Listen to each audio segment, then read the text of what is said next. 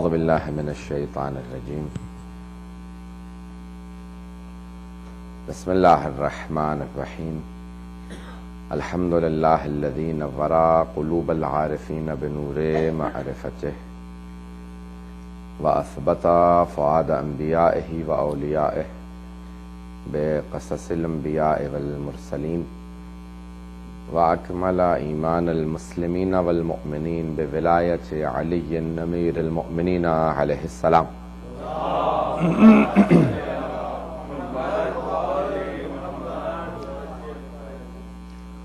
والصلاة والسلام والتحية والكرام على أفضل الموجودات العبد المؤيد والرسول المسدد المصطفى الأمجد المحمود الأحمد اعنی بالقاسم محمد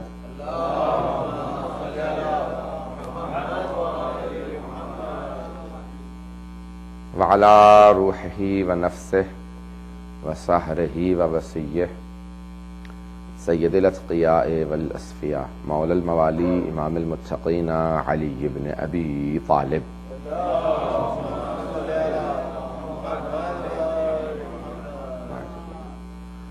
وعلى اوصیائه لا سیما بقیت اللہ فی الارضین روحی وارواح العالمین لتراب مقدمہ الفدا واللعنة الدائم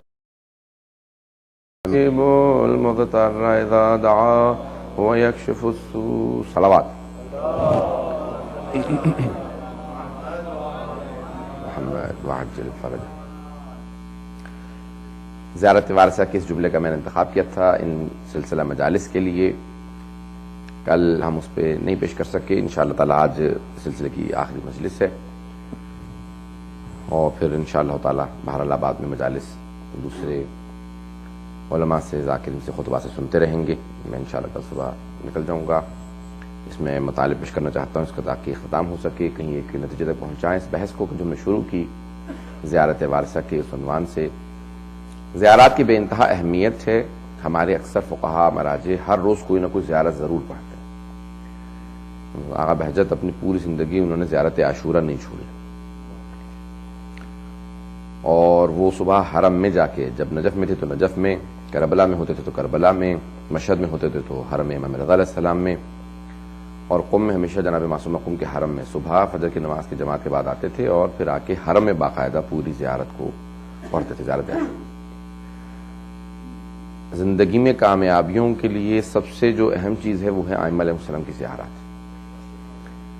بہت بڑے بڑے مراجع, زیارت جامع کبیرہ, زیارت عاشورہ, یعنی یہ اہم ترین زیارات جو ہمارے پاس ہیں وہ زیارت عاشورہ ہیں, زیارت جامع کبیرہ ہیں, جس کے اندر بے انتہا فضائل بھی ہیں, بے انتہا مصائب بھی ہیں, بے انتہا اس کے اندر فوائد بھی ہیں دنیا اور آخرت کے. آپ کو جو بھی ایک زیارت کی پابندی کرے گا اس کی ضمانت ہے کہ اس کی انشاءاللہ تعالی سید الشہداء شفاعت ضرور کریں گے.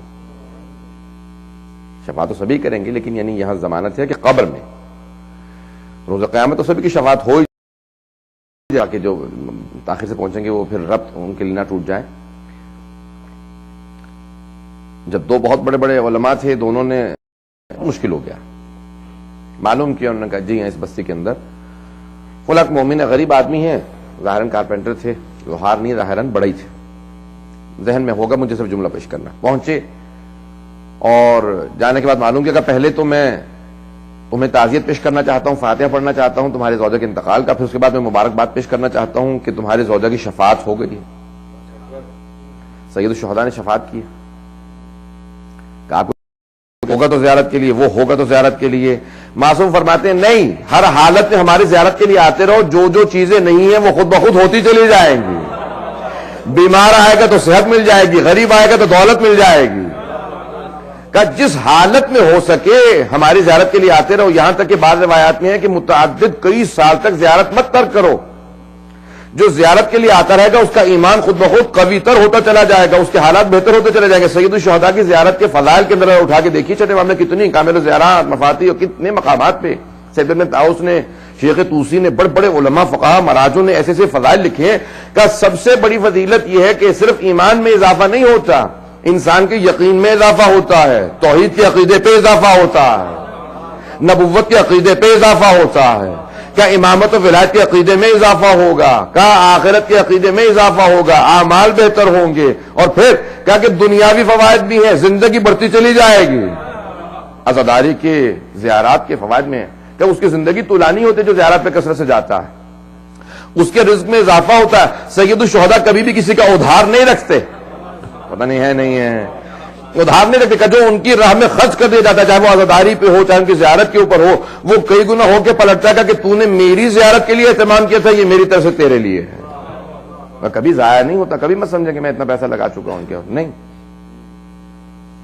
میری اپنی ذاتی اپنی کیفیت ایک پیش کروں، جو کچھ اللہ نے آج یہ برکت ہے، جو عزت، جو کچھ ہے پوری دنیا، جہاں پتہ نہیں مجھے یاد بھی نہیں کتنے ملک جا چکا ہوں، 25 سے زیادہ، جہاں جہاں پہ افریقہ گیا، پورے مڈل ایسٹ گیا، جہاں گیا، سید الشہداء کے ذکر کا صدقہ ہے کہ پوری دنیا کے اندر جا کے ذکر کر رہے ہیں۔ اور یہ کیا میری اپنی ذاتی جو کیفیت میں پیش کرنا چاہ رہا ہوں کہ اگر ایک سال میں زیارت کے لیے نہ جاؤں، پورا سال گزر جاؤ زیارت کے لیے نہ جاؤں، تو محسوس ہونے لگتا ہے کہ میرے باقاعدہ ایمان کی بیٹری بالکل لو لیول پہ آ گئی ہے اور مجھے بیٹری چارج کرنے کی ضرورت ہے۔ تو کہیں نہ کہیں کسی نہ کسی معصوم کی زیارت کے لیے جانا ضروری محسوس کرتا ہوں۔ جبکہ میں سنا کیوں میں نے آپ کے لیے پیش کیا، جبکہ میرا کام 100% مذہبی کام ہے، نماز پڑھانا، مجلس پڑھنا، جنازے پڑھانا، کتاب لکھنا، تالیف و ترجمہ کرنا، جو کچھ ہے مذہبی تبلیغ کرنا، کسی کو شیعہ بنانا، یعنی پورے سال بس اسی قدر کام ہوتے ہیں۔ 2 اورات یہ کر لیے، 1 ہو گیا، 4 ہو گئے، 10 ہو گئے، بس پورے سال یہی ہوتا ہے، یعنی کام۔ اور جتنے لوگوں سے جتنا سرکل ہے، کام ہے، وہ سارا کا سارا سرکل بھی مومنین کا ہے۔ نہ کوئی ایسی جاب ہے کہ مثال کے طور پر جاب پہ جانا پڑے گا، وہاں پہ کفار کی شکل دیکھوں گا، کسی منافق کی شکل دیکھنی پڑے گی، کچھ بھی نہیں ہے۔ 100% کام ہی مذہبی ہے، 100%، 100% میرا مذہبی کام ہے۔ شکلیں بھی جن کی دیکھتا صرف مومنین کی، امام بارگاہ میں آتے ہی مذہبی لوگ ہیں، جس کو دین نہیں ہوگا وہ آئے گا ہی نہیں، جیسے لوگوں سے ملتے ہی نہیں ہیں۔ یعنی 100%، اس کے باوجود بھی میں یعنی کیوں بتاتا ہوں یہ سارا کچھ، یعنی 100% کام مذہبی ہے، اس کے باوجود میں محسوس کرتا ہوں کہ دنیاوی اتنے بکھیڑے ہیں کہ اس کے باوجود بھی محسوس ہوتا ہے نہیں مجھے زیارت پہ جانے کی ضرورت ہے۔ جب میری یہ کیفیت ہے تو دوسروں کی نہایت ضروری ہے۔ کبھی یہ غفلت مت کریں، زیارت سے کبھی کوئی غفلت نہ کریں، اپنے ذہن پہ سوار رکھیں۔ اور کوئی دیکھیں، حتیٰ آپ نے 4 سال بعد کی نیت کی ہے، ابھی سے نیت کر لیجئے 4 سال بعد میں زیارت پہ جاؤں گا۔ جب تک زیارت پہ نہیں جائیں گے تب تک زیارت کا ثواب ملتا رہے گا۔ جب نیت کر لی ہے، ثواب ملنا شروع ہو گیا، اس کے جو اعمال ہیں، اس کے اثرات ہیں، زندگی کا کچھ پتہ نہیں ہے۔ اسی لیے فرمایا معصوم نے کہا جب بھی حج بیت اللہ کے لیے جاؤ، عمرے کے لیے جاؤ، زیارات کے لیے جاؤ، کبھی جتنے مرضی بیمار ہو، جتنے مرضی بوڑھے ہو، کبھی نہ کہہ کے جاؤ کہ اب تو بس آخری مرتبہ پھر نہیں آؤں گا، کہ نہیں ہمیشہ یہ کہہ کے جاؤ پروردگارہ پھر بلانا ہے، مولا پھر بلانا، کہ ہمیشہ یہی کہہ کے جاؤ، کہ تاکہ جب مرو گے تو اس نیت کے ساتھ جانا کہ میں تو نیت رکھتا تھا کہ پھر جاؤں گا، نیت رکھتا تھا پھر جاؤں گا، کہ تاکہ اس کا ثواب ملتا رہے، اور قبر تک مرتے دم تک تمہیں یہ ثواب بھی ملتا رہے، مرنے کے بعد بھی کہ یہ نیت رکھتا تھا امام کی زیارت کے لیے۔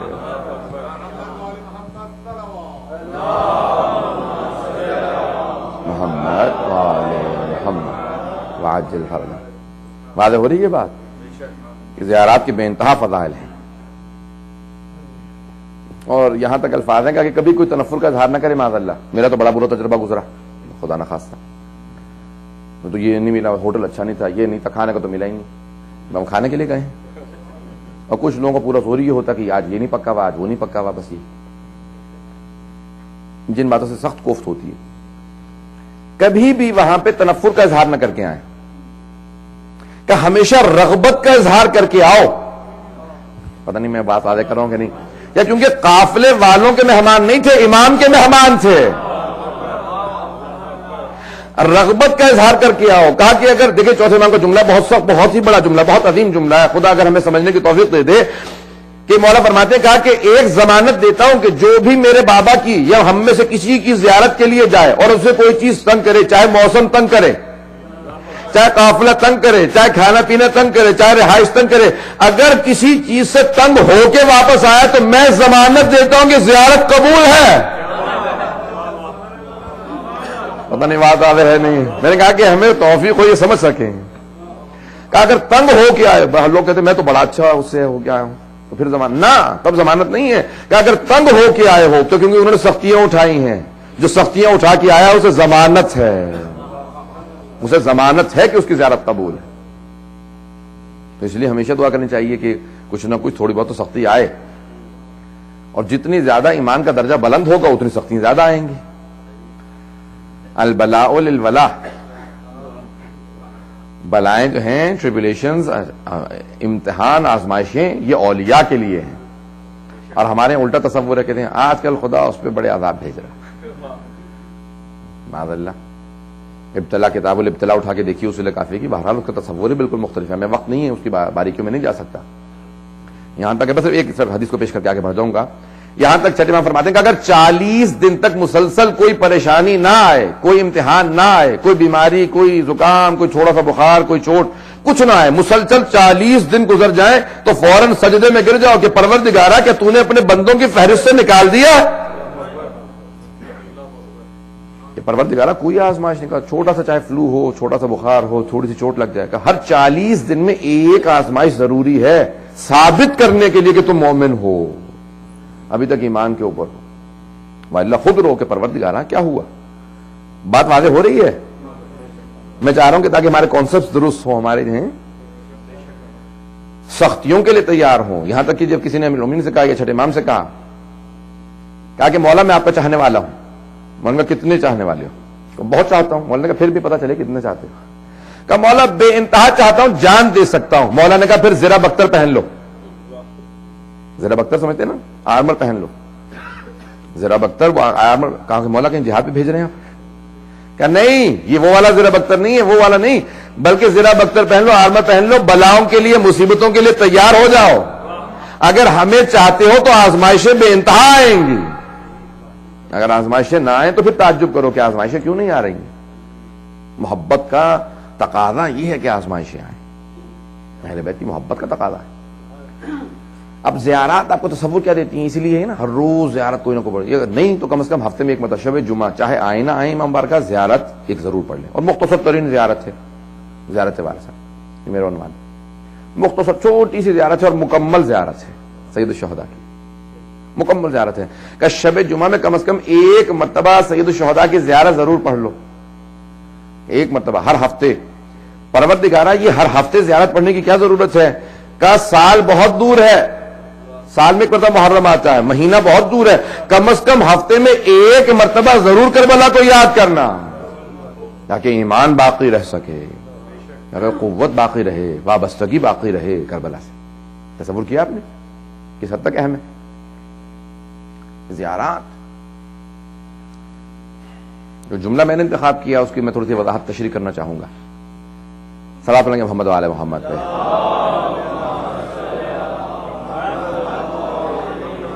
جو لوگ پیچھے بیٹھے ہیں وہ آگے کے تشریف لے آئیں گے. صلاۃ علی محمد و آل محمد.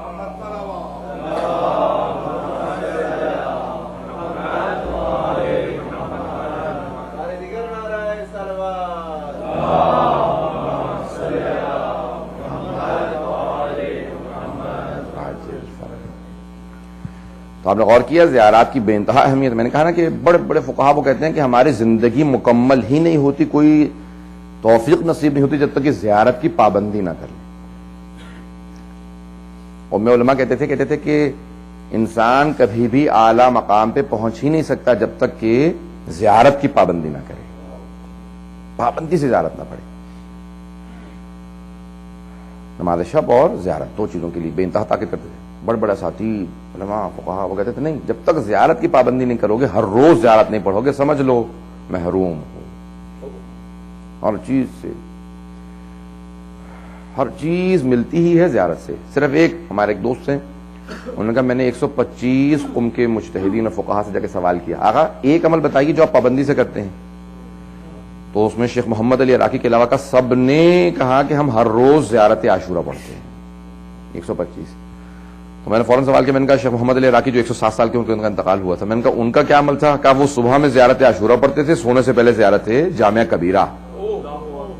زیارت جامعہ کبیرہ بہت ہی تفصیلی، اتنی یعنی آدھا گھنٹہ صبح آدھا گھنٹہ رات کو زیارت کو ضرور دیتے تھے، کہا اس کے بغیر کچھ نصیب نہیں ہوتا. میں نے کہا نا زیارات زندگی بڑھاتی ہیں، ہر چیز بہتر ہوتی چلی جائے گی جو زیارت کی پابندی کرے گا.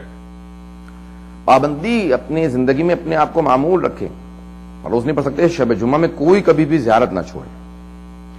اب جملہ ہے یا مولا یا ابا عبداللہ، اے میرے مولا اے میرے آقا، اے ابا عبداللہ.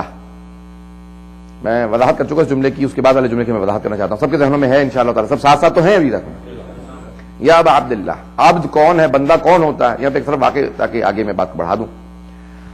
بندہ کون ہے؟ جب پرانے، اب تو غلاموں کا دور ختم ہے اور ہمارے ائمہ نے منع کر دیا ہے. تو اب غلاموں کا دور تھا. ایک آدمی غلام خریدنے گیا، بہت سے غلام کھڑے تھے. اس نے پہلے آدمی سے ملا، اس نے کہا بھائی تم کیا نام ہے؟ اس نے کہا یہ نام ہے میرا. کیا کہا کیا کھاتے ہو؟ اس نے کہا میں روٹی کھاتا ہوں. چاول کھا لو گے؟ کہ نہیں چاول کی مجھے چاہیے. اس نے کہا جی اتنے نخرے غلام ہوتے ہوئے اس کے بات، اگر مثال اگر سمجھ میں آ گئی تو انشاءاللہ تعالی میں غلام ہوتے ہوئے اس کے اتنے نخرے ہیں. نام بھی پہلے سے اس نے خود بتا دیا ہے، کھانے پینے کا بھی پہلا پورا اپنا برنامہ دے رہا ہے، مجھے پورا پروگرام بتا رہا ہے کہ میں یہ کھاتا ہوں یہ نہیں کھاتا ہوں. اس نے کہا ایسا غلام تو میرے لیے بہت بھاری ہے. دوسرے کو کہا کہ بھی تو کون؟ اس نے کہا جو نام رکھ دیں وہی نام ہے. نہیں ہے غلام ہوں. اس نے کہا کیا نام ہے تیرا؟ اس نے کہا جو نام رکھ دے وہی نام ہے. کہا کیا کھاتے ہو؟ کہا جو دے دے وہی کھا لوں گا. کہا رہتا کیسے؟ کہا جہاں رکھو گے رہوں گا. کہا پہنتا کیا؟ کہا جو دے دو گے وہ پہن لوں گا.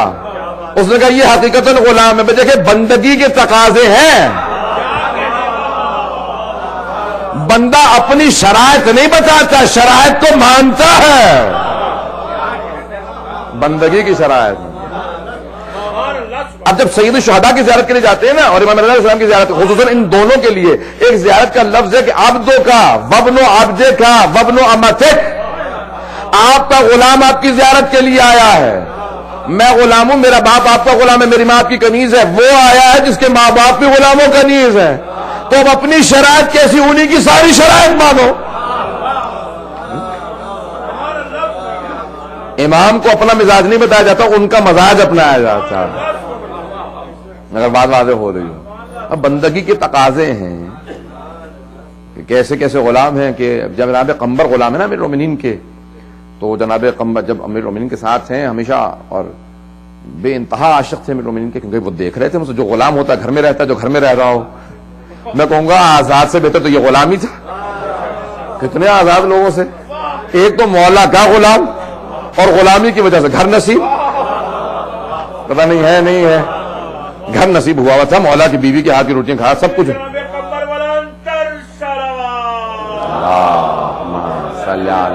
محمد دل فرض. یہ مشہور معروف واقعہ کہ مولا نے کہا درزی سے کہ دو کپڑے ہیں تیرے پاس؟ دو. ہاں. مولا یہ دو کپڑے موجود ہیں. کہا یہ سیدھے دو پوشاک سیدھے میرے لیے میرے غلام کے لیے. تو اس نے پوچھا کہ کس کے لیے کون سی پوشاک سوں؟ ایک جو ہے وہ مہنگا کپڑا ہے، دوسرا سستا والا ہے. بڑا مشہور معروف واقعہ ہے. مولا نے کہا، جناب قمبر نے کہا یہ پوچھنے کی بات ہے، یہ آقا ہے مہنگا والا کپڑا ان کے لیے، میں غلام ہوں سستا والا میرے لیے. مولا نے کہا نہیں، سستا والا میرے لیے کیونکہ میں بوڑھا ہو چکا ہوں، اور مہنگا والا اس کے لیے کیونکہ یہ جوان ہے. میں تربیت دے رہے ہیں مولا. مولا بتا رہا کہ بندے کیسے ہوتے ہیں، آقا کیسے ہوتے ہیں. اور کچھ آقا بندوں کو تربیت کر کے اتنا بلند کر دیتے ہیں، جب وہ آزاد ہوں تو سارے آقاؤں کے آقا ہو گئے. تربیت.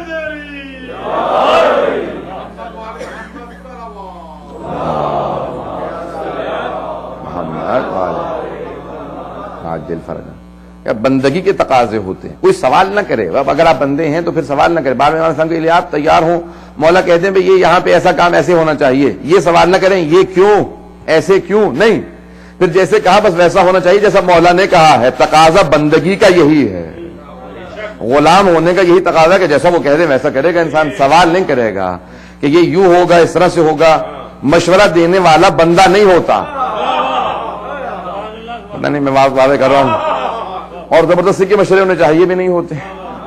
تو اس طرح سے ہو کہ نہیں محسوس ہو کہ یہ بندہ ہے، یہ غلام ہے. یا مشورے نہ دینے لگے. پیغمبر اسلام کو بہت سے افراد، علیہ السلام کو مولا نے کہا جب ضرورت ہوگی خود ہی بتا دوں گا تجھے، جب مشورے کی ضرورت ہوگی خود بتا دوں گا. اور کچھ ایسے تھے کہ جن کو کہتے تھے جیسے جناب سلمان فارسی کو کیوں مشاورہم فی اللتی، یعنی جانتے تھے پیغمبر اسلام. کہا ابھی خندق کا مسئلہ جو تھا جناب سلمان سے پوچھا. بہت سے اور مسائل ہیں. بھائی کچھ بندوں کو اتنا بلند کر دیتے ہیں کہ دوسروں کو درس دے رہے ہوتے ہیں کہ بندے ہیں لیکن دیکھو ہمارے تمہارے نہیں. تم اپنے آپ کو ان کو بندہ نہ سمجھنا، تم ان کو اپنا بندہ نہ سمجھنا، ان کو اپنا آقا و مولا سمجھنا کہ یہ ہمارے بندے ہیں. جو ہمارے بندے ہوں وہ دوسروں کے آقا ہوا کرتے ہیں. تو یہ جملہ مبالغہ نہیں ہے کہ ہم اپنے آپ کو ان کے غلاموں کو غلام سمجھیں، یہ مبالغہ نہیں ہے. تو حضرات آئیں، یہ جملہ ہے کہ جب چھٹے امام علیہ السلام آ کے سید الشہداء کی زیارت کر رہے ہیں تو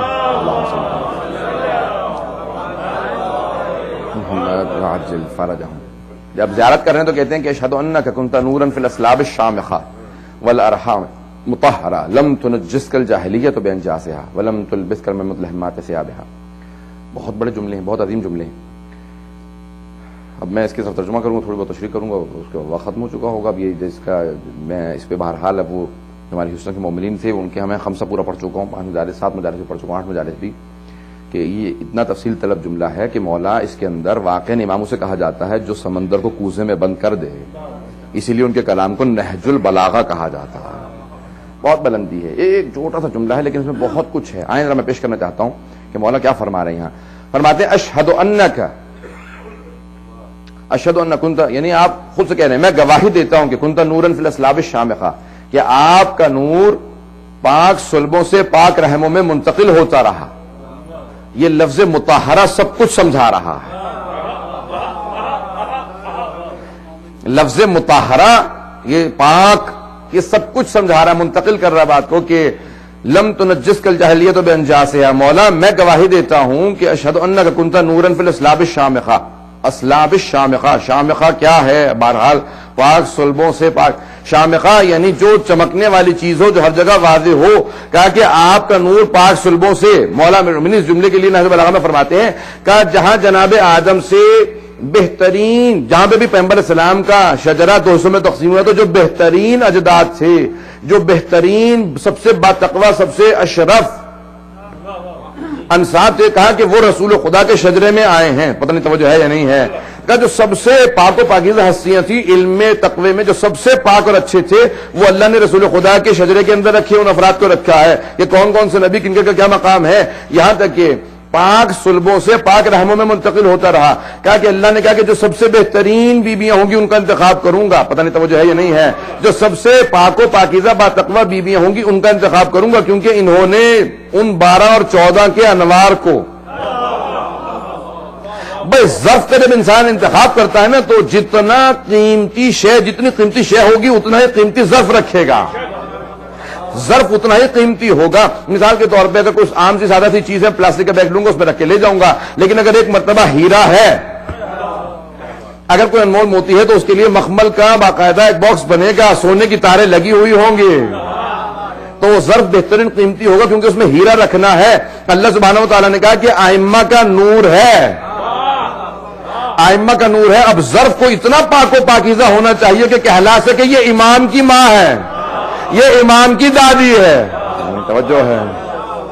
کہا کہ اگر جناب سارا نبی کی بیٹی ہے، نبی کی ماں ہے، نبی کی زوجہ ہے، لیکن اگر ایک بھی بی بی اس سے افضل ہوگی تو میں سارا کو چھوڑ کے ہاجرہ کو انتخاب کر دوں گا.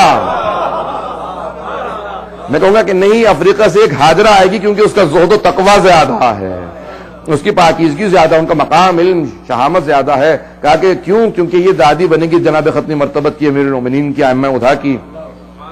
جو سب سے پاک و پاکیزہ ہوں گے ان کا انتخاب ہوگا. بس یہ شجرہ ہے جو ائمہ علیہ السلام کو چلتا رہا. جو جملے میں بعض اوقات شاید پیش بھی کر چکا ہوں لیکن میں جو بیان پیش کرنا چاہ رہا ہوں کہ جو سب سے پاک و پاکیزہ حضرات اللہ سبحانہ و تعالیٰ نے جب جناب ایک جملہ انشاءاللہ تعالیٰ ایک شاید آپ لوگوں کے لیے نیا ہو، شاید کسی اور نے نہ پیش کیا ہو آج تک، میں انشاءاللہ تعالیٰ پیش کرنا چاہ رہا ہوں. نتیجہ میں نے کسی کتاب میں نہیں پڑھا ہے اور نہ ہی کسی کی تقریر سے لیا ہے، نہ ہی کسی دوسرے کا. کوشش کرتا ہوں کہ خود سے باقاعدہ الفاظ پہ، واقعات پہ، آیات پہ سوچوں، اس کے اندر تدبر کرنے کے بعد اگر کوئی جملہ نکلے تو اس کو تبرکاً اور ہدیتاً پیش کر دیتا ہوں. انشاءاللہ تعالیٰ آپ کے لیے جدید ہوگا اور انشاءاللہ ضرور محظوظ ہوں گے. اگر مجمع کی توجہ تو جملے کو پیش کر دوں. اب جناب یوسف سے متعلق جملہ ہے کہ ان کے 11 بھائی تھے. جناب یوسف 11 بھائی ہیں ان کے، یعنی 12 بھائی جناب یوسف سمیت. تو 11 بھائیوں نے جب جناب یوسف کو کنویں میں پھینکنے کا فیصلہ کر لیا، بلکہ ایک کو چھوڑ دی، جناب بنیامین ساتھ میں نہیں تھے، 10 بھائیوں نے فیصلہ کیا، بلکہ کچھ نے فیصلہ کیا اور بقیہ سے منوا لیا کہ بھی ہم نے ان کو کنویں میں ڈال دینا. پتہ نہیں واضح ہے. کچھ نے فیصلہ کیا ہم ان کو کنویں میں پھینک دیں گے، باقی سب نے کہا کہ ٹھیک ہے. ایک وہاں پہ بھائی تھا، ایک ایسا بھائی تھا جس کا نام ہے لاوی. جناب لاوی انگلش میں کہتے ہیں، لاوی عربی کا لفظ ہے جو اگر آپ نے شاید ابھی ایرانی نے فلمیں بنائی ہے جناب یوسف کے اوپر، اس کے اندر دکھایا ہے. وہ ایک بھائی ہے، قرآن میں بھی نام نہیں دیا، قرآن نے صرف یہ بتایا کہ ایک بھائی کہہ رہا تھا کہ نہیں اسے کنویں میں مت پھینکنا. ایک بھائی مسلسل رو کے چلا جا رہا تھا کہ نہیں یوسف کو کنویں میں مت پھینکو. بس جب جناب یوسف نے اپنے بڑھاپے میں عزیز مصر ہوتے ہوئے اعلان کیا, کہا کہ دیکھو آج تو میں عزیز مصر ہوں, بعد میں فرعون آ جائیں گے, فرائنہ کی حکومت ہوگی, ایک سے ایک آدمی آئے گا, بادشاہ آئے گا, ظالم ہوگا, خدائی کا دعویٰ کرے گا. کہا میرے اس بھائی لاوی کی نسل سے خدا ایک نبی کو بھیجے گا جس کا نام موسیٰ ہوگا. مجمع کی توجہ میرے ساتھ ہو. کہا کہ میرے اس بھائی لاوی کی نسل سے اللہ ایک نبی کو بھیجے گا جس کا نام موسیٰ ہوگا. کہا وہ فرعونوں کے تخت کو پلٹ دے گا, دوبارہ عدل و انصاف قائم کرے گا. کہ موسیٰ کو بھیجے گا. بس بھئی اگر کسی کو اللہ کے نبی سے محبت ہو,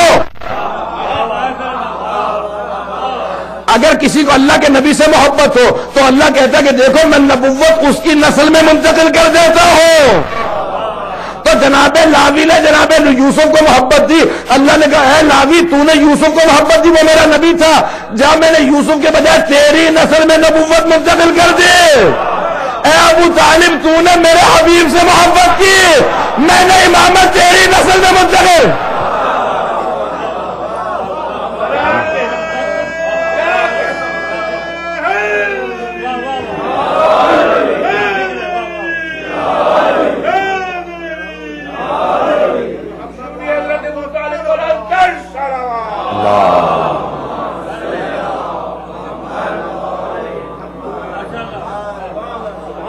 غور فرمایا. میں نے کہا کہ میں نے آج تک نہ کسی سے سنا ہے, بلکہ اگر غور کرتے چلے جائیے تو آیات کے اندر آپ کو ایسے ایسے راز ملیں گے کہ انسان خود بخود سوچتا چلا جائے گا کہ خداوند متعال نے کتنی باریکیاں رکھی ہیں کہ ایک بھائی نے محبت کا اظہار کیا, کہا کہ اب نبوت تیری نسل کے اندر ہے. جو محبت کا اظہار کرے اور ہر جگہ پہ وہ کہتے رہے, کہا جب بھی دیکھتے تھے کہا مجھے لگتا ہے یہ یوسف ہے. بھائیوں نے کہا تجھے تو ہر خوبصورت آدمی یوسف ہی نظر آتا ہے, جسے کنویں میں ڈال دیا تھا وہ عزیز مصر کیسے بن جائے گا. بس ایک محبت تھی, جناب ابو طالب نے اس سے زیادہ محبت کا اظہار کیا. نہیں توجہ, تو جملے کو ضائع نہ کیجیے گا. یہاں پہ تو کنویں میں پھینک دیا تھا, وہ روک رہے تھے. جناب ابو طالب اس ہستی کا نام ہے کہ جب مکے والوں نے کہا نا کہ ہم مار دیں گے, خبردار تم سارے سردار سن لو, میں نے ہر ایک کے لیے ایک غلام خرید لیا ہے, اگر میلی نگاہوں سے دیکھا تو قتل کروا دوں گا.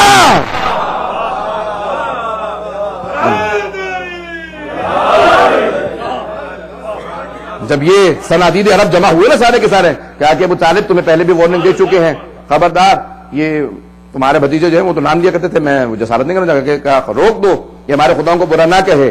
تو ایک مرتبہ جناب ختمی مرتبہ جب چلے گئے, اور سب کے ذہنوں میں واقعہ ہے کہ جب جناب ختمی مرتبہ نہیں آئے, کہا کہ دیکھو ایک مرتبہ سب کے سب اپنے غلاموں کا آواز دی, ان سب نے اپنے اپنے اباؤں سے ایک مرتبہ تلواریں نکالی.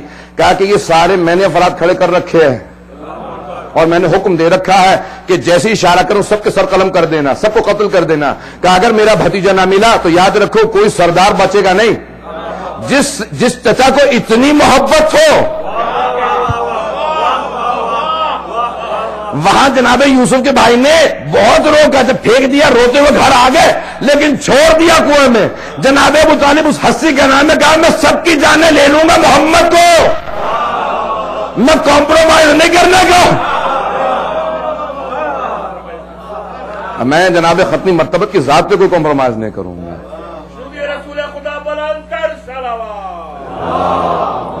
صلی اللہ علیہ محمد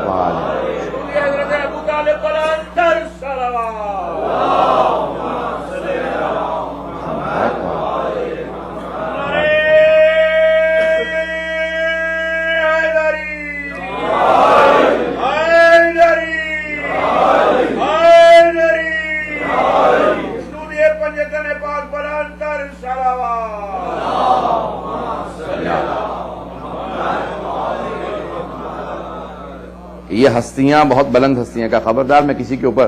اور یہاں تک خود آنے کے بعد کہا کہ صنادید عرب یہ کہہ رہے ہیں بھتیجے آپ فرمائیے, کہا کہ چچا جان کی اگر سارے کے سارے مل کے سورج کو میرے دائیں ہاتھ پہ رکھ دیں اور چاند کو بائیں ہاتھ پہ رکھ دیں, تب بھی میں اس جملے کو نہیں چھوڑوں گا کہ لا الہ الا اللہ, یہ کہتا رہوں گا اور سب کو یہ ماننا پڑے گا. حضرات یہ ہیں جناب ابو طالب کی ہستی. اسی لیے سب علماء نے لکھا ہے کہ روایت کے الفاظ ہیں کہ ایک مرتبہ وہ نور کے جناب آدم کے صلب میں رکھا گیا تھا, کہا کہ وہاں سے وہ نور چلتا رہا یہاں تک کہ جناب عبد المطلب کے صلب میں آنے کے بعد وہ دو حصوں میں تقسیم ہو گیا. ایک تھا نور نبوت, دوسرا تھا نور امامت. نور نبوت جناب عبداللہ کے صلب میں چلا گیا، اور نور امامت، نور نبوت جناب عبداللہ کے صلب میں، نور امامت جناب ابو طالب کے، بے توجہ ہے یا نہیں ہے؟ تو کہا وہ 13 معصوموں کا نور تھا، 14 کا نہیں تھا۔ جملے بتایا نہ کیجیے گا، کیا وہ جو نور چلا تھا وہاں سے جناب آدم سے، وہ 14 کا نہیں 13 معصوموں کا نور تھا۔ خلاسانی کا جملہ ہے، وہ کہتے ہیں کیا وہ 13 معصوموں کا جملہ تھا، 14 کا نہیں تھا۔ جملے کو ضائع نہ کیجیے گا، سارے مجمع کے توجہ میرے ساتھ ہو۔ کیا 14 کا نہیں 13 کا نور چلا تھا؟ جناب عبد المطلب کے بعد نور نبوت ایک نور جناب عبداللہ کے صلب میں آیا، اور 12 ائمہ کا نور، 12 اماموں کا نور جناب ابو طالب کے صلب میں آیا۔ کہ ایک نور ایسا تھا جسے زمین پہ لانے کے لیے رسول خدا کو معراج میں بلایا گیا۔ معراج مقدمہ ہے ولادت جناب سیدہ کا۔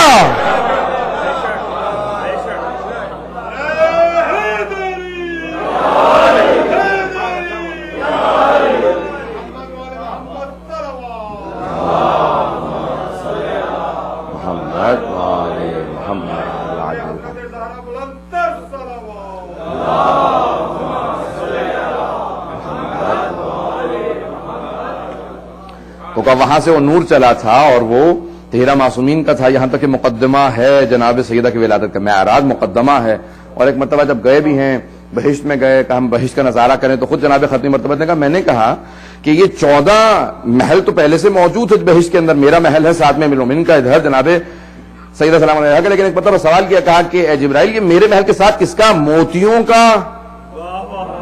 موتیوں کا، اور وہ نہ زمین کے اوپر ہے نہ آسمان پہ، بالکل معلق ہے، یہ کس کا محل بنایا گیا؟ یہ سوال کر کے اپنا نہیں بتا رہے ہیں کہ مجھے معلوم نہیں تھا۔ کہ میں نے جبرائیل سے کہا کہ میرے محل کے ساتھ کس کا محل بنا دیا گیا؟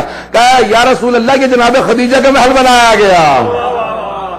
یہ جناب خدیجہ الکبریٰ کا محل ہے کہ جتنی قربانیاں انہوں نے دی ہیں اسلام کے لیے، محسنہ اسلام ہیں، تو اللہ سبحانہ تعالیٰ نے ایک مرتبہ یہی 2 محسن اسلام ہیں، توجہ اگر ہوگی، جناب ابو طالب ہے، جناب خدیجہ ہیں۔ تو سورہ، ہر سورے کا ایک نام ہے، اور اس کے پھر القابات بھی ہیں، بلکہ ایک سے بھی زیادہ نام ہے بہت سے سوروں کے، تو کئی نام ہیں، لیکن القابات بھی ہیں۔ جیسے سورہ یاسین کو قلب قرآن کہا جاتا ہے، قرآن کا دل کہا جاتا ہے۔ اسی طرح سے سورہ رحمان کو قرآن کی دلہن کہا جاتا ہے، عروس کہا جاتا ہے۔ کیوں؟ اس کو کیونکہ اس کے اندر پورا جنت کا نظارہ کھینچا گیا۔ میں نہیں واضح نہیں کر سکا، بہشت کا نظارہ کھینچا گیا کہ جو پھل چاہو گے، جب چاہو گے نیت کرو گے مل جائے گا، سوچ رہے ہیں مل جائے گا۔ اب وہاں پہ بہرحال میں اس کی تفصیلات میں نہیں جا سکتا، وقت تمام ہو چکا ہے۔ ایک مطلب کہا گیا کہ سورہ کے اندر بے انتہا فضائل ہیں۔ وہاں پہ ایک آیت ہے سورہ رحمان کے اندر، هل جزاء الاحسان الا الاحسان، کیا احسان کا بدلہ سوائے احسان کے اور کچھ ہو سکتا ہے؟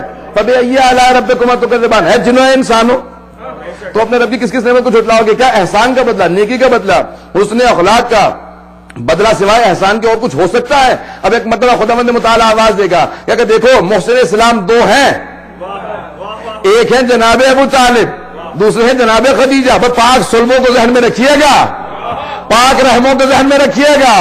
کہا کہ اے ابو طالب تم نے میرے دین پہ احسان کیا، اے خدیجہ تم نے میرے دین پہ احسان کیا، تم دونوں کی حیثیت محدود تھی، تمہاری جو محدود حیثیت میں تھا سب لٹا دیا، میری ہے لامحدود حیثیت، تمہارے محدود خزانے میں جو تھا دے دیا، میرے لامحدود خزانے میں جو سب سے قیمتی ہے، ایک ہے علی،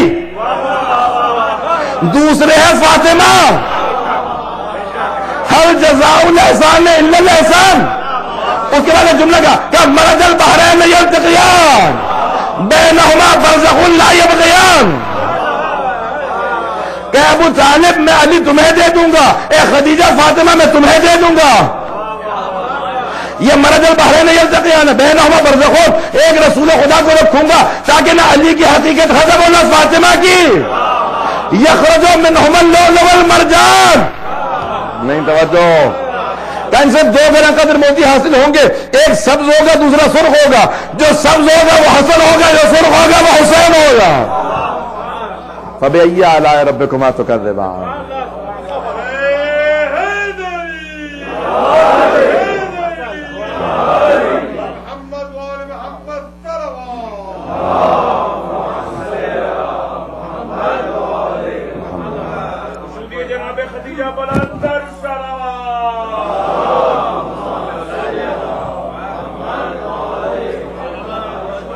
ابو طالب بلندر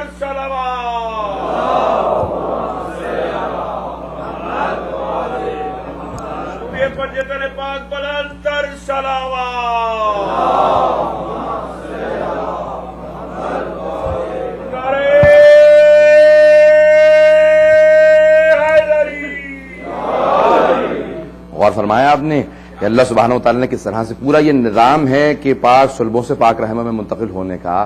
اللہ سبحانہ و تعالیٰ کے معصوم کے الفاظ ہیں. چھٹے امام کہہ رہے ہیں, کہا کہ اشہد انک کنت نورا فی الاسلاب الشامخہ والارحام المطہرہ لم تنجسک الجاہلیت بانجاسہا. جاہلیت کی نجاست نے آپ کو چھوا تک نہیں ہے. بہت بڑے یہ معصوم کا واحد دے رہے ہیں. لم تنجسک الجاہلیت بانجاسہا, جاہلیت یعنی کفر, کفر نے چھوا تک نہیں ہے. جو اس طرح سے پاک و پاکیزہ ہوں جن کو چھوا تک نہیں ہے. حضرات یہاں پہ جملہ پیش کروں گا, بات کو تمام کر رہا ہوں میں, وقت نہیں ہے, باریکیوں میں نہیں جا سکتا ہوں کہ کتنے پہلو ہیں. اگر ائمہ کی سیرت پہ سوچا جائے, ان کی زندگی پہ سوچا جائے, ابھی تک معلوم نہیں ہے. میں پچھلے دنوں نیا انسائکلوپیڈیا لے کے آیا جناب سیدہ پہ 25 جلدوں پہ ایک آدمی نے لکھا ہے کہ صرف بیوی سے متعلق ہے. جس بیوی نے اس دنیا میں 18 برس گزارے ہوں اس دنیا میں, ان پہ 25 جلد لکھنے, کہا کہ یہ میری توفیق تھی, اللہ اور زیادہ توفیق تو اور زیادہ لکھوں گا. 25 الموسوعات الکبریٰ عن فاطمہ الزہرا, باقاعدہ پورا شیخ انصاری نے کا بھی لکھا ہے, 25 جلدوں میں چھپا کہ بی بی کے متعلق صرف اور صرف فضائل کو جمع کیا اور ان کی خلقت اور سا کا جتنا ہو سکے. بھائی حضرات, یہ الفاظ ائمہ علیہ السلام نے جو پیش کیے ہیں, ایک دوسرے کی زیارات کے اندر جو الفاظ پیش کیے ہیں کہ اشہد انک کنت نورا فی الاسلاب الشامخہ والارحام المطہرہ لم تنجسک الجاہلیت بانجاسہا, جاہلیت کی نجاست نے چھوا تک نہیں. کیا مطلب ہے حضرت؟ آیت تطہیر کے اندر ایک جملہ ہے کہ اللہ سبحانہ تعالیٰ کہہ رہا ہے کہ انما یرید اللہ لیذھب عنکم الرجس, اے اہل بیت میں رجس کو آپ سے ایسے دور رکھوں گا جیسے کہ دور رکھنے کا حق ہے. رجس کو دور رکھوں گا. استاد جوادی ہم نے کہتے ہیں کہ یہ نہیں کہا کہ میں آپ کو رجس سے دور رکھوں گا,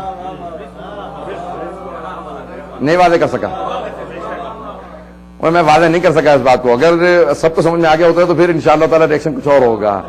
اور سب کی توجہ اگر میرے ساتھ ہو, اگر اللہ یہ کہہ دیتا نا کہ اے اہل بیت میں آپ کو رزق سے دور رکھوں گا, تو اس کا مفہوم یہ ہوتا کہ معاذ اللہ یہ جانے کی کوشش کریں گے اللہ روکے گا.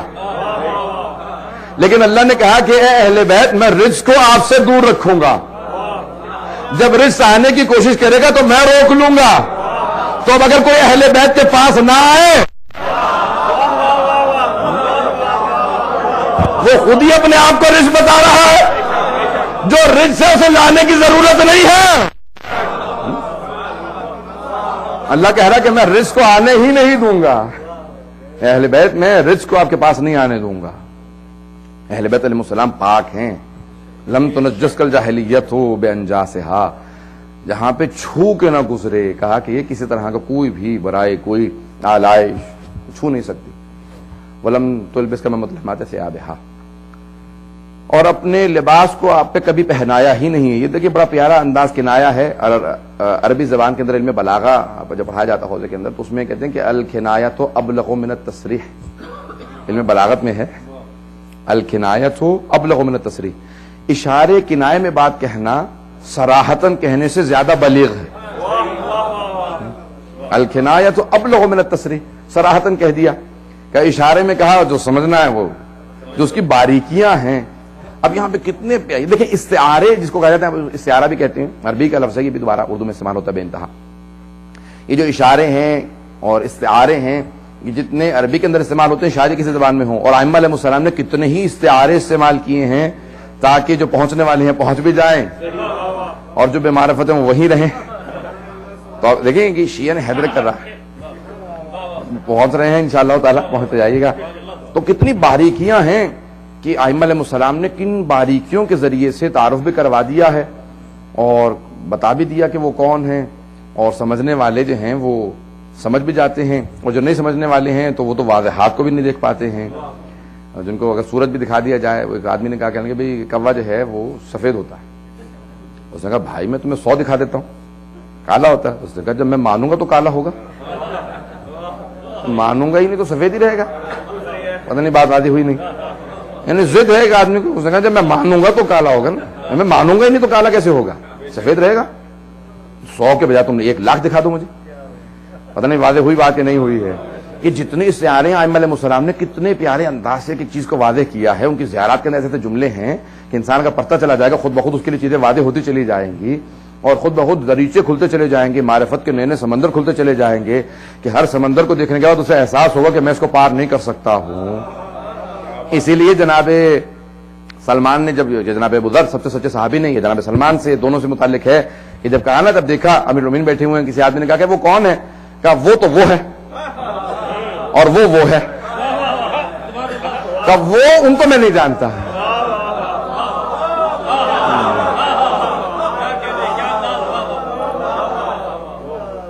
اب جب دیکھ لیا تو وہاں پہ ایک اور کھڑا تھا جس کو بہت زیادہ شکایتیں لگانے کی عادت تھی، اس نے فوراً رسول خدا سے کہا کہ یا رسول خدا، میں نے خود اپنی آنکھوں سے دیکھا، کانوں سے سنا، سلمان نے علی کی طرف اشارہ کر کے کہا کہ انہیں میں نہیں جانتا، اور باقی دونوں کا بتا دیا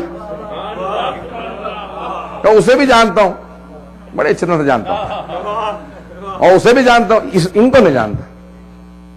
اور پیغمبر اسلام بھی مسکرانے لگے، زیر مسکراتے مسکراتے کہا سلمان کو بلاؤ۔ جناب سلمان آئے، کہا کہ سلمان اسے سمجھا دے کہ کیوں کہا کہ علی کو نہیں جانتا۔ یہ نہیں کہا معاذ اللہ مجھے سمجھا کر، یہ کہتے تو جھوٹ ہوتا، یہ کہتے نا معاذ اللہ پیغمبر اسلام کہ مجھے سمجھا دے کیوں کہا، تو پھر یہ معاذ اللہ جھوٹ ہوتا، یہ کہہ نہیں سکتے تھے۔ کہا سلمان اسے سمجھا دے کہ کیوں کہا کہ علی کو نہیں جانتا۔ کہا یا رسول خدا، آپ نے تو فرمایا ہے کہ اللہ کو کوئی نہیں جانتا سوائے آپ کے اور علی کے، اور آپ کو بھی کوئی نہیں جانتا سوائے اللہ کے اور علی کے، اور علی کو بھی کوئی نہیں جانتا سوائے اللہ کے اور آپ کے، نہ میں اللہ ہوں نہ میں آپ۔ میں نے یہی تو کہا کہ میں نہیں جانتا۔ تو پیغمبر نے فوراً اس کو دیکھا کہ اب تجھے سمجھ میں آیا کہ کیوں کہا، کہ یہ تو میرے ذہن میں نہیں تھا۔ باریکیاں دیکھتے چلے جائیں گے تو واضحات کی طرح سے ہیں جو ابھی تک امیر المومنین سے متعلق۔ دیکھیں میں ایک جملہ کہوں گا، بڑا سخت سا ہے، لیکن انشاءاللہ تعالیٰ یہاں پہ اگر سب ہضم کر لیں اس کو، بہت سخت جملہ ہے اور میں جانتا ہوں سخت ہے، اور یہ بھی کبھی کسی کتاب میں کسی نے نہیں دیکھا۔ اس سے بڑی ائمہ کی مظلومیت کیا ہوگی کہ آج ہمیں ثابت کرنا پڑتا ہے مولا کا حق، نہیں پتہ نہیں وعدہ کر سکا۔ اس سے بڑی کیا مظلومیت ہوگی کہ امیر المومنین کا غیر رتو غیروں کے سامنے ہمیں حق ثابت کرنا پڑتا ہے۔ اس سے بڑی کیا مظلومیت ہوگی؟ امیر المومنین کا ثابت کرنا پڑا حق۔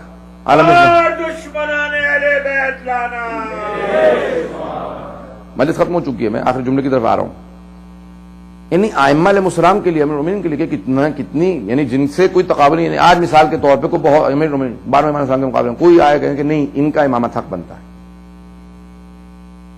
اسے مار پڑنی چاہیے کہ جو ثابت کرنے کی کوشش کرے اور جو ثابت کہے کہ مجھے ثابت کر کے دو۔ تو ابھی بھی دیکھ کے سوال کر رہا ہے، لیکن آج اس سے زیادہ بڑی مظلومیت کیا ہوگی کہ ہمارے علماء نے کتابیں لکھی ہیں، اور پھر بھی اس کے باوجود بھی بہت سے لوگ کہتے ہیں کہ نہیں، یہ بہت بڑی مظلومیت ہے۔ میں جب بھی سوچتا ہوں اس پہ کہ اتنی بڑی مظلومیت۔ مثال ماہ رمضان کے اندر اہلے میں بحث ہو رہی تھی کہ صاحب نے کہا کہ میں اپنے گھر پہ دعوت دی ہے، سب کے سب آئے ہیں، لوگ آئے بات کریں۔ 2 گھنٹے بحث ہوئی، تو اس کے بعد کہنے لگے کہ آپ کا اندازہ ہوا آپ کی بحث سننے کے بعد کہ آپ بحث کرتے رہتے ہیں۔ میں نے کہا یہ آپ نے کیسے اندازہ لگا کہ میں بحث کرتا رہتا ہوں؟ بات تو صحیح ہے۔ کہنے لگے آپ کو غصہ نہیں چڑھ رہا تھا، باقی جتنے وہاں بیٹھے تھے سب کا خون کھول رہا تھا کہ گریبان پکڑ لیں اس کا۔ غور کیا آپ نے؟ میں نے کہا میرا بھی شروع میں یہی کیفیت ہوتی تھی، عادت ہو گئی ہے سن کے، پتہ نہیں بات واضح کر سکا ہوں کہ نہیں۔ میں نے کہا کیفیت اندر سے ہوتی ہے، لیکن ضبط، مناظرہ، بحث، اس کا پورا تعلق ہے انسان کے اعصاب پہ مضبوطی سے کنٹرول۔ بات ہے کہ تمام کر رہا ہوں۔ جب ایک بہت بڑے عالم دین تھے غیبت صغریٰ کے دوران، اور شیخ حسین ابن روح 12ویں امام کے نائب خاص، تیسرے نائب خاص، جن کو امام نے اپوائنٹ کیا، ان سے کہا کہ آپ کا علم زیادہ ہے، مولانا حسین ابن روح کو کیوں اپنا نائب بنایا؟ کہا تم نے بالکل صحیح کہا، علم میرا زیادہ ہے لیکن ان کی خصوصیت ہے۔ کہا کیا خصوصیت ہے؟ کہا کہ اگر مجھ سے کوئی دلیل مانگے گا نا 12ویں امام کے وجود پہ، میں 1 دلیل دوں گا، 2 دوں گا، 10 دوں گا، 100 دوں گا، اس کے بعد کہوں گا آؤ میرے ساتھ چلو میں تمہیں دکھا دیتا ہوں۔ نہیں وعدہ کر سکا، میں نائب ہے، ان کو پتا ہے۔ کہا میں جاؤں گا، بازو پکڑوں گا، کہوں جا کے دیکھ رہے یہ رہے، تم کہہ رہے ہو کہ کیا دلیل ہے ان کے وجود کے اوپر، یہ موجود ہے، میں دکھا دوں گا جا کے۔ کہا لیکن حسین ابن روح کی ہستی ایسی ہستی ہے کہ اگر ان کی ابا میں بھی امام زمانہ چھپے ہوں گے نا، انہوں نے ابا لے رکھی ہوگی، تو ان کو اگر کینچی سے کاٹ کاٹ کے سارے جسم کے ٹکڑے کر دیے جائیں تب بھی بتائیں گے نہیں امام کہا۔ کا اتنا صبر و تحمل ہے کہ اگر ٹکڑے ٹکڑے کر دو پورے جسم کے ان کے چھری سے کاٹ کاٹ کے پھینک دو تو کبھی اظہار نہیں کریں گے. کہا کہ یہ ہے یعنی صاحب الزمان صلی اللہ علیہ وسلم کی جو قرب کا سبب بنے ان سے قریب. پتہ نہیں میں واضح کر سکا قرب کا ائمہ علیہ السلام سے قرب کتنا کہ انسان اس حد تک اپنے آپ کو امام سے قریب کر لے کہ اگر مولا کہیں گے تیرے ٹکڑے ہو جائیں. اب وہاں میدان کربلا کے اندر دیکھ لیجئے کون کون افراد ہیں کہ جن کے ٹکڑے ہو جاتے ہیں لیکن ایک لفظ شکوے کا نہیں ہے بلکہ شہادت ہو رہی ہے اور سوال کر رہے ہیں مولا آپ راضی ہیں, مولا آپ راضی ہیں مجھ سے. بہت بڑے جملے, مولا آپ راضی ہیں. تمام کر رہا ہوں, بحث ختم کر دیا میں نے. آئندہ چند جملے مسائل کے پیش کروں گا.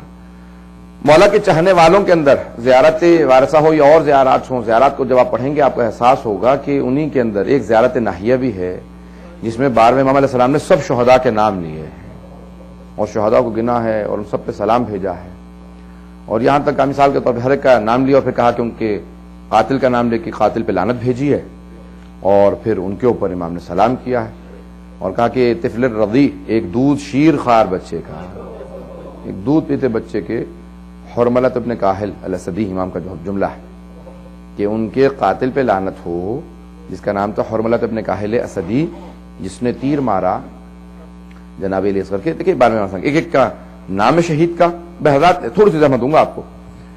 امام نے ایک ایک کا نام لیا شہید کا, سب کے اوپر سلام بھیجا ہے اور کہا کہ ان سب کے کا مختلف جو زیادہ اہم ہیں ان کے باقاعدہ قاتلوں کے نام لیے ہیں. مجھ سے ایک بزرگ نے سوال بھی کیا تھا کہ کل یا پرسوں سوال کیا تھا کہ ممبر سے پڑھا جاتا ہے, میں یہاں پہ ایک جملہ کہہ کے روک کے کہہ دوں. میں نے کسی گھر کے مجلس میں پرسوں شاید جمعے کے دن کہا تھا کہ بعض اوقات روایات ہم تک مکمل پہنچی نہیں, ہمارے پاس پوری تفصیل موجود نہیں ہے. اگر کبھی تضاد محسوس ہونا تو تضاد اس لیے نہیں ہے کہ تضاد ہے بلکہ ہمارے پاس مکمل چیز موجود نہیں ہے جس سے تضاد محسوس ہوتا ہے. واقعہ اگر سینر میں ہو کہ رسول خدا کی جو روایت پوچھی گا کہ رسول خدا نے کہا تھا کہ ان اللہ خلق آدم علی صورتہ, اللہ نے جناب آدم کو اپنی صورت پہ خلق کیا. کہا کہ نہیں, بیچ کا جملہ غائب ہے جس کے سے لگ رہا ہے کہ اللہ کی طرف نسبت ہے بلکہ اللہ کی طرف نہیں ہے, بلکہ کہا کہ اللہ نے اس آدمی کو جناب آدم کی صورت پہ خلق کیا ہے. تو ہمیں پوری مکمل چیز پہنچی نہیں جس کے سے ہمیں محسوس ہوتا ہے کہ تضاد ہے. بات واضح ہے حضرات, مصائب کی اکثر ہمارے پاس روایات پہنچی نہیں ہے. بس یہ جملہ سن لیجئے جو سوال کیا تھا بزرگوں نے کہا کہ بھی ہمارے ہاں یہ جملہ اکثر پڑھا جاتا ہے کہ قتل من القفا, اور یہ معصوم کے الفاظ ہیں, علماء کے نہیں ہیں, چھٹے امام کی اور ائمہ کی, خود چوتھے امام کے جملے ہیں. قتل من القفا, بس میں تمہیداً جملے پیش کرتا ہوں پھر جواب بھی دینا اس کا مجھے ضروری ہے, اس کی وضاحت کرنا ضروری ہے, جواب دینا ضروری نہیں بلکہ جواب میں کو دے چکا ہوں تاکہ میں نے کہا سب کے لیے استفادہ ہو جائے گا, اس لیے اس بات کو پیش کر رہا ہوں. ائمہ علیہ السلام نے کہا قتل من القفا, 8ویں امام کی حدیث ہے, اس پہ ایک دو نہیں بہت زیادہ حدیث ہے کہ ان کو پشت گردن سے ذبح کیا گیا. اور پھر 12ویں امام کی زیارت ناحیہ کے اندر جو الفاظ ہیں اس میں امام زمانہ نے کہا کہ السلام علی جدی الحسین, میرے جد حسین پہ سلام ہو. اور پھر انہوں نے کیا کیا کہ انہوں نے ایک ایک عضو پہ سلام بھیجا, سلام ہو کٹے ہوئے گلے پہ, سلام ہو ٹوٹی ہوئی پسلیوں پہ, ایک ایک عضو کو یاد کرتے جاتے ہیں, سلام بھیجتے جاتے ہیں. اسی میں ایک مقام پہ کہتے ہیں کہ سلام ہو میرے جد حسین پہ وشمر جالس علی صدرہ, سلام ہو میرے جد حسین پہ جبکہ شمر ان کے سینے پہ سوار تھا, آخذن بلحیت ریش مبارک کو پکڑ رکھا تھا اور گلا ذبح کر رہا تھا, اور میری پھپھی کھڑی دیکھ رہی تھی. بڑے سخت الفاظ ہیں. اب کیا مطلب, یعنی آیت تضاد ہے, توجہ ہے لوگوں کی میرے ساتھ. میں مصائب پہ آ چکا ہوں لیکن کیا کروں کہ مصائب نہیں بھی اور ہیں بھی کہ سخت جملے ہیں اس لیے مصائب کے ہیں. اب لیکن یہ سوال ہے کہ آیا پشت گردن سے, یہ ائمہ کی روایات سے, علماء کا نظریہ نہیں ہے, مورخین نے نہیں لکھا, وہ ائمہ کی احادیث ہے کثرت سے کہ پشت گردن سے ذبح کیا. پھر ائمہ ہی کی احادیث ہے, خود 12ویں امام کی زیارت ناحیہ میں کے سامنے سے ذبح کیا. تو کیا ہوا, یہاں تک سوال کیا گیا چھٹے امام سے, کہ مولا 3 طرح سے جب قتل ہے نا وہ 3 طرح سے, ایک نہر کیا جاتا ہے, ہاتھ میں خنجر لے کے نہر کیا جاتا ہے کہ نرخرے پہ مارا جائے تو انسان قتل ختم ہو جاتا ہے. کا خنجر سے نہر کیا گیا, اس کی بھی روایات موجود ہیں چھٹے امام حسین علیہ السلام کے لیے. کا سامنے سے ذبح کیا گیا یا پشت گردن سے. کا مولا بتائیے درست کون سی ہے, کا یہ تینوں درست ہے. بڑے سخت الفاظ ہیں مولا, آپ کی مظلومیت کو سلام ہے سید الشہداء, ابھی بھی سیدہ کیسے برداشت کیا ہوگا. چھٹے امام فرماتے ہیں کہ تینوں درست ہیں, کہا ایک کو بھی رد نہ کرنا, کہا تینوں شہادتیں ہیں. کہا پھر کیسے, کہا کہ حسین انہوں جس نے جناب اکبر کی برچھی ماری تھی نا, اسے ہی نے امام کے گودال میں پہلے برچھی ماری تھی. کہا جب سید الشہداء سجدے میں آئے تھے تو پہلے شمر نے پشت گردن سے ذبح کیا تھا، کہا اس کے بعد جب وہ پوری طرح سے ذبح نہ کر سکا اس نے سیدھا کیا تھا، کہا اس نے پہلے پشت گردن پہ خنجر چلائے تھے، جب 12 خنجر مار چکا پھر سیدھا کیا، اور سیدھا کرنے کے بعد ایک مرتبہ سید الشہداء کے ریشے مبارک کو پکڑا تھا اور پھر سامنے سے ایک مرتبہ خنجر کو رکھا تھا، کہا یہ دونوں تینوں طرح سے امام مظلوم کی شہادت ہے۔ بھائی میں 30 سے زیادہ مقتل دیکھا کرتا ہوں، 20-30 سے زیادہ مقاتل ہیں، مصائب کے اندر مجھے کبھی بھی کمی محسوس نہیں، مصائب اتنا زیادہ، بلکہ خدا کی قسم، منبر کی قسم، حسین کی قسم، میں مصائب چھوڑ کے پڑھتا ہوں۔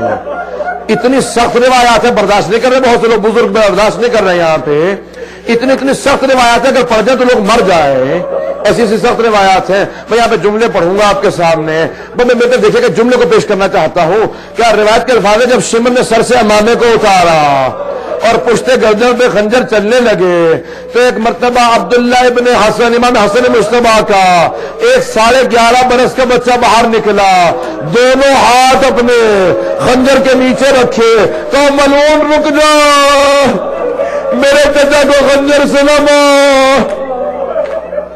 کہ بچے کے دونوں بازو قلم ہو گئے، یہ شہادت ہوئی ہے۔ کہ شہادت کے بڑے بڑے سخت جملے ہیں جو ائمہ علیہ السلام کے، کہ سید الشہداء کی بے انتہا۔ اب یہاں پہ 8ویں امام کے ایک جملے کو پیش کر کے بات کو تمام کر دوں گا۔ میں روایت کے الفاظ 8ویں امام صاحب فرماتے ہیں کہ انہ قتل، یہ ریان ابن شبیب راوی ہیں، مستند ترین روایت جو ہمارے ہاں آئی ہے، پیش کیجیے گا۔ آج جناب سیدہ کو پرسہ پیش کیجیے گا کہ بی بی آپ کے بیٹے کی شہادت کا بڑا غم ہے، 12ویں امام کو پرسہ پیش کیجیے گا۔ مولا آج کوئی نہیں دیکھ سکتا شہادت کیسے ہوئی ہے، اب میں جملوں کو پیش کروں گا۔ 8ویں امام کہتے ہیں، ریان ابن شبیب راوی ہیں، 8ویں امام نے کہا کہ انہ قتل فی الکبش، کہ میرے جد حسین کو جس طرح سے گوسفند کو ذبح کیا جاتا ہے، جیسے ایک بھیڑ کو ذبح کیا جاتا ہے ایسے ذبح کیا۔ مولا یہ آپ نے اتنے سخت الفاظ کیوں استعمال کیے؟ مولا کیا مطلب؟ علماء نے پوری بحث کی ہے کہ مولا نے کہا جس طرح گوسفند کو ذبح کیا جاتا ہے، بڑے سخت الفاظ ہیں، بڑے سخت الفاظ ہیں، جملے کو سنیے گا۔ مصائب بہت بڑا مصائب ہے، بہت بڑا مصائب ہے امام حسین علیہ السلام کا، میں وضاحت کرنا چاہ رہا ہوں، اس کی جملہ بہت سخت ہے۔ کہ مولا کیا فرما رہے ہیں؟ بڑے بڑے علماء نے بحث کیا۔ مولا نے کہا جس طرح گوسفند کو ذبح کیا جاتا ہے، جیسے ایک بھیڑ کو ذبح کیا جاتا ہے، ویسے میرے جد حسین کو ذبح کیا گیا۔ مولا کیا مطلب؟ کیا مطلب؟ سب کی توجہ میرے ساتھ رہے، جملے کے مصائب آپ کو تب واضح ہوگا کہ مولا کا جملہ کیا ہے۔ مولا کیا مطلب؟ جب ایک بھیڑ کو ذبح کیا جاتا ہے نا تو پہلے پانی پلایا جاتا ہے۔ مولا کیا پانی پلا کے ذبح کیا گیا تھا؟ کیا نہیں؟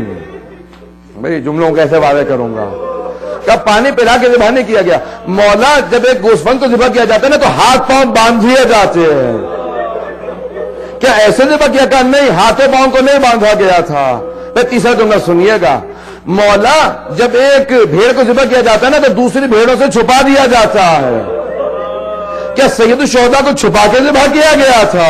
کہا نہیں، میری پھپھی زینب کھڑی دیکھ رہی تھی۔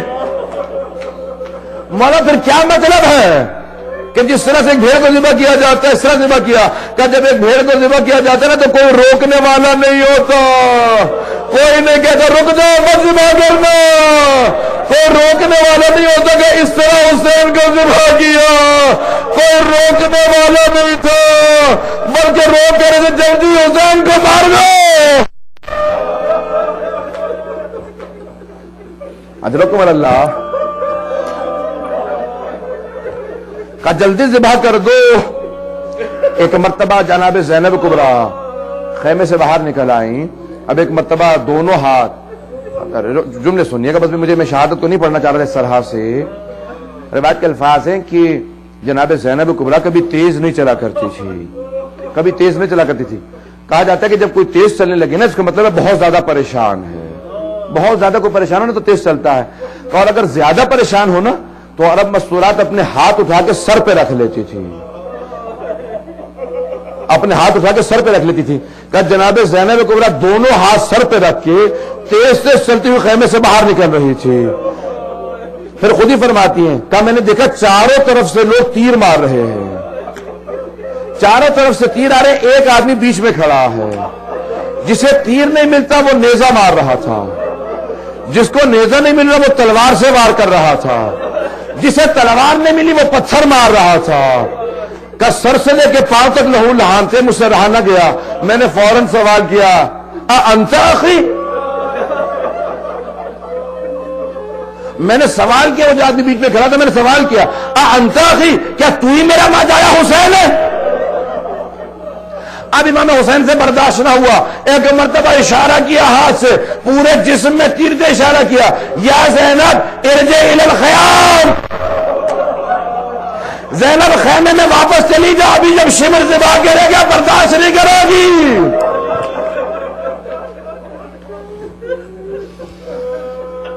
اجرکم اللہ، میں نے تمام کر دیا۔ جو الفاظ ہیں وہ بہت سخت ہیں۔ کہا بعد میں امام کہتے ہیں کہ میرا سلام ہو میرے جد حسین پہ، پھر ایک ایک اس کو یاد کرتے چلے جاتے ہیں، زیارت ناہیہ میں ایک ایک اس کو یاد کرتے چلے جاتے ہیں۔ چوتھے امام کہتے ہیں میں نے آواز دی کہ پھوپھی اماں کیا بات ہے، میدان کربلا میں زلزلہ محسوس ہو رہا ہے، ہر بیوی باہر کیوں نکل رہی ہے، یہ بیویاں خیمے کیوں چھوڑ رہی ہیں، سب کو واپس بلاؤ۔ ایک مرتبہ آواز دی، جب بلایا نا، کہا کہ بیویوں خیمے میں واپس آ جاؤ۔ کہا پھوپھی اماں کیا بات ہے، کہا بیٹا میں کچھ نہیں بتا سکتی، میں خیمے کا پردہ ہٹاتی ہوں، اپنی آنکھوں سے دیکھ لو۔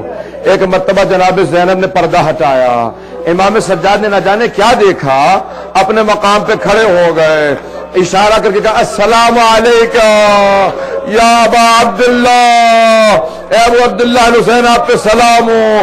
پوچھا کیا دیکھا آپ نے؟ مولا کا نیزے پہ میرے بابا کا سر بلند تھا۔ الا لعنۃ اللہ علی القوم الظالمین وسيعلم الذين ظلموا أي منقلب ينقلبون۔ اور ہاتھوں کو بلند کریں گے، دعا کریں گے۔ پروردگارا تو جب واسطہ اس لہجے کا، زیارت ناہیہ کے الفاظ ہیں، بعد میں امام علیہ السلام کہتے ہیں کہ ایک ایسا وقت آیا جب میرے جد حسین شہید ہو گئے۔ والجواد یعنی کہتے ہیں، جواد کہتے ہیں سواری کو، گھوڑے کو، کہا کہ ان کا زلجنہ واپس آیا۔ کہا بیبیاں کیا کیسے سمجھیں کہ سید الشہداء گھوڑے سے گرے ہیں؟ کہا کیونکہ زلجنہ کی باگیں کٹی ہوئی تھی اور زین لٹک رہی تھی۔ کہا جب کوئی آدمی گرتا ہے نا تو زین باقاعدہ لٹک جاتی ہے۔ کہا زلجنہ پہ زین لٹک رہی تھی، بیبیاں سمجھ گئیں کہ سید الشہداء گھوڑے سے گرے ہیں، خود اترے نہیں ہیں بلکہ گرے ہیں۔ تو کہا ایک بچی نے فوراً کھڑے ہو کے سوال کیا، بچی کا نام سکینہ بتایا جاتا ہے۔ سوال کیا یا جواد هل سقیا ابی ام قتل عطشانا، زلجنہ جب میرے بابا خیمے سے گئے تھے تو بہت پیاسے تھے، بس اتنا بتا دے میرے بابا کو پانی پلا کے ذبح کیا تھا یا پیاسا مار دیا گیا؟ پانچویں امام کی روایت ہے، سنیے گا الفاظ سخت ہیں، پانچویں امام کی اپنی خود روایت ہے، کہا کہ زلجنہ کی آنکھوں کے آنسو سب بتا رہے تھے، کچھ پوچھنے کی ضرورت نہیں تھی، وہ جو آنسو بہا رہا تھا بیبیوں سب آیا تھا۔ کہ چاروں طرف سے بیبیوں نے ناشرات الحضو، یعنی جو الفاظ ہے نا بارہ امام السلام کے، کہا کہ بیبیاں چہروں کو پیٹتی جا رہی تھی، بال بکھرائے ہوئے تھے، چہروں پہ ماتم کرتی تھی۔ آپ سینے پہ ماتم کرتے نا، کہ بیبیاں چہرے پیٹتی جاتی تھی، روتی جاتی تھی۔ پانچویں امام سے ایک سوال کیا آدمی نے، کہا مولا لوگ کہتے ہیں کہ جب سید الشہداء گھوڑے سے گر گئے تھے نا تو ان کا زلجنہ ان کا طواف کر رہا تھا۔ مورخین نے لکھا ہے، پانچویں امام سے روایت ہے، کہا امام حسین علیہ السلام کا طواف کر رہا تھا اور بلند آواز سے کوئی کچھ کہہ رہا تھا، آوازیں بلند کر رہا تھا۔ کہا مولا وہ کیا کہہ رہا تھا؟ مولا نے کہا الظلیمۃ الظلیمہ، وہ کہہ رہا تھا ارے اس سے زیادہ کیا ظلم ہو سکتا ہے، اس امت نے اپنے ہی نبی کے نواسے کو ذبح کر دیا۔ کہا اچھا مولا، کہا ہاں۔ کہا بار بار امام حسین کا مخاطب ہو گیا، کیونکہ طواف کرنا تھا مولا حسین کا، تو مخاطب ہو کے ایک جملہ کہتا تھا اے مولا حسین ایک مرتبہ میری پشت پہ سوار ہو جائے، مولا ایک مرتبہ ہمت کر کے میری پشت پہ سوار ہو جائے، میں آپ کو اتنی دور لے جاؤں گا پھر کوئی تیر نہیں لگے گا۔ سخت الفاظ، کہا مولا میں اتنی دور لے جاؤں گا پھر کوئی تیر پہنچ نہیں سکے گا۔ پھر امام باقر کہتے ہیں کہ میرے دادا نے کہا کہ جا تو خیموں میں جا کے اطلاع دے دی میری شہادت ہو گئی ہے۔ کہا وہ روتا ہوا آیا، کہا مولا اس کو کیا ہوا؟ کہ جب اس نے بیویوں کو اطلاع دے دی نا تو پھر وہ جینا نہیں چاہتا تھا، اس نے اپنے آپ کو فرات میں گرا دیا، کہا حسین کے بعد زندگی کا کوئی مزہ نہیں ہے، اب میں جینا نہیں چاہتا۔ اللہ اکبر! یہ اگر پانچویں امام کی روایت نہ ہوتی، مولا کتنی عظمتیں ہیں سید الشہداء کی، کتنے مصائب کتنے زیادہ ہیں، بس بھی آپ مصائب پہ کہتے ہیں کہ مصائب کتنے ہیں، کوئی کبھی سوال نہ کرے مصائب کتنا زیادہ، ابھی تو ہمیں مصائب پہنچا ہی نہیں ہے، مصائب کتنا ہے۔ پروردگارہ تجھے واسطہ ان بیویوں کا جو گودے اجڑی ہوئی لوٹی ہوئی واپس مدینے پہنچی، اور سب سے پہلے جناب زینب کبریٰ نے کہا بیٹا سید سجاد ہم سب سے پہلے نانا کے روضے پہ جائیں گے۔ کہا ٹھیک ہے پھوپھی اماں، لیکن امام سجاد نے قافلے کو روک دیا مدینے سے باہر، آواز کا بشیر ابن جذلم کا بشیر پہلے جا کے اطلاع دے دو کہ حسین مارے گئے، ایک مرثیہ جا کے سنا دو، کیونکہ ایسا نہ ہو کہ ہم اچانک جائیں تو لوگ دیکھ کے مر جائیں۔ جناب ام المؤمنین نے بھی زندہ تھی، جناب ام سلمہ تھیں، جناب فاطمہ صغریٰ، کتنے لوگ تھے، کہا کہ وہ تو برداشت نہیں کر سکیں کہ اتنا مصائب، کا پہلے اطلاع دے دو۔ بس بھئی جملے سن لیجیے گا، میں زمان کر رہا ہوں، آج میں نے مصائب تفصیل سے نہیں پڑھا ہے، بس بھئی دعا کے جملے ہیں۔ پروردگارہ واسطہ اس لہجے کا جب بشیر نے جا کے مسجد نبوی میں کھڑے ہو کے اعلان کیا الا قد قتل الحسین بکربلا، اس سے پہلے جو جملہ کہا تھا یا اہل یثرب لا مقام لکم بہا قتل الحسین بکربلا، یہ کیوں علماء نے بحث کی ہے، انہوں نے یثرب کیوں کہا، بشیر نے کیوں نے کہا مدینے والوں، کہا کہ اے مدینے والوں، مدینہ کا نام مدینہ رسول خدا کی وجہ سے رکھا گیا تھا، جب مسلمانوں ہی نے رسول کے نواسے کو مار دیا ہے تو پھر مدینہ کا نام پلٹا کے یثرب کر دو دوبارہ۔ کہا کہ اے یثرب والوں، نواسہ رسول کو ذبح کر دیا گیا۔ سب کے سب رونے لگے۔ جناب محمد حنفیہ جن کو سید الشہداء نے اپنا وصی قرار دیا تھا کچھ دیر کے لیے وہاں پہ، جب تک سید الشہداء جناب امام سجاد نہ آئے بھائی کو، انہوں نے کسی سے سنا کہ امام حسین کا قافلہ واپس آ گیا ہے، یہ نہیں سنا کہ قافلے میں سب مارے گئے ہیں، یہ سنا کہا کہ امام حسین کا قافلہ واپس آ گیا ہے۔ فوراً گھوڑے پہ سوار ہوئے، کہا بھائی کا استقبال میں خود کروں گا، گھوڑے کو ایڑ لگائی، فوراً مدینے سے باہر نکلے کہ اس مقام پہ قافلہ موجود ہے۔ جیسے انہوں نے دور سے دیکھا نا کہ قافلے میں جناب عباس کا علم جناب سید سجاد نے پکڑا ہوا، انہوں نے اپنے گھوڑے کو روک دیا اور فوراً سوال کیا، کہا این اخی الحسین، میرا بھائی حسین کہاں ہے؟ قد ذبح بکربلا، چچا جان انہیں کربلا میں ذبح کر دیا گیا ہے۔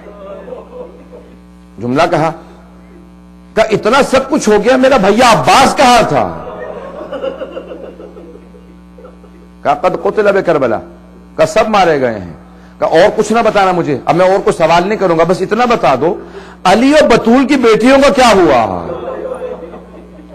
کہ چچا انہیں یزید کے دربار میں لے جایا گیا، کوفہ اور شام کے بازاروں میں پھرایا گیا۔ روایت کے الفاظ ہیں، مورخین نے لکھا جناب محمد حنفیہ گھوڑے کی پشت زمین پہ گر گئے، جیسے گرے نا اتنے بلندی سے گرے تھے، جب گر گئے تو فوراً امام سجاد آگے بڑھے، سر کو اٹھا کے زانوں پہ رکھا، کہا چچا چلیے گھر چلیں، گھر پہ جا کے روئیے گا۔ کہا کہ آپ کون ہیں، مجھے بار بار چچا کیوں کہتے ہیں؟ کہا چچا پہچانا نہیں؟ کہا نہیں میں نے نہیں پہچانا، آپ کون ہیں؟ کہا چچا میں سید سجاد۔ کہا چچا میں زین العابدین ہوں، میں سجاد ہوں۔ کہا سجاد تو 24 برس کا جوان ہے، یہ تیری داڑھی سفید کیسے ہو گئی؟ کہا چچا آپ نے سنا گھوڑے سے گر گئے، میں خود دیکھ کے آ رہا ہوں، جب بازاروں میں پتھر لگ رہے تھے لوگ آوازیں دے رہے تھے، میں دیکھ رہا تھا۔ پروردگارہ اس لہجے کا واسطہ، میں نے جو روایات میں دیکھے الفاظ بڑے بڑے علماء سے سنے ہیں، جملے مشہد کے اندر میں نے سنے جملے، بہت بڑے وائے سے سنے، انہوں نے جملہ کہا کہ اس کے بعد جناب محمد حنفیہ چل کے واپس نہیں آئے، انہیں اٹھا کے لایا گیا، ایک ہی جملہ دہراتے جاتے تھے، روتے جاتے تھے، زہرا کی بیٹیاں شرابی کے دربار میں گئی تھی، کہ بس یہ جملہ دہراتے جاتے تھے، بے ہوش ہو جاتے تھے، پھر ہوش میں آتے تھے، کہ علی و بطول کی بیٹیاں شرابی کے دربار میں گئی تھی، کہ دہراتے جاتے تھے، روتے جاتے تھے، کہ واہ مصیبتا، زہرا جن کی ماں کا جنازہ رات کی تاریکی میں اٹھا، ان بیویوں کو شام کے بازاروں میں لے جایا گیا، بس بھائی روتے جاتے تھے پروردگارا تجھے واسطہ اس لہجے کا، جب جناب محمد حنفیہ رو رہے تھے، برداشت نہیں کر پا رہے تھے، پروردگارا 12ویں امام کے ظہور میں تعجیل فرما۔